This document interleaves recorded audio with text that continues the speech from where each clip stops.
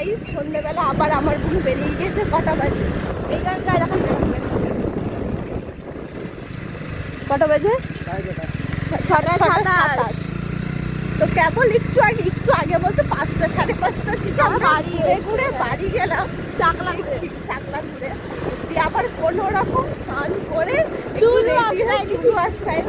করিনি। আবার এই যে ভাইয়ের সাথে আমরা বেরিয়ে গেছি। মানে আমার কোনো যে এত ঘুরতে পারে গাইস কি বলবো, আমার আমার ঘুরতে বেরোনোর, কিন্তু বুনুর জন্য আমার আবার এখন ঘুরতে বেরোতে হলো না গাইস, সব বুনুর জন্য। কারণ ওখানে ভূত বাড়ি না কি বাড়ি জানো তোমরা তো জানো। হ্যাঁ তোমরা তো জানো আমার দিদি কতটা ঘুরতে ভালোবাসে।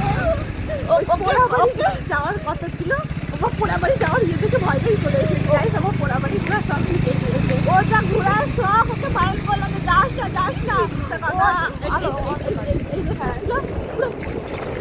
আমি চাপো না, আমি শুয়েছিলাম বাবা এত দিচ্ছে গাইস কি বলবো। আমি সবাইকে টেনে নিয়ে এসেছি।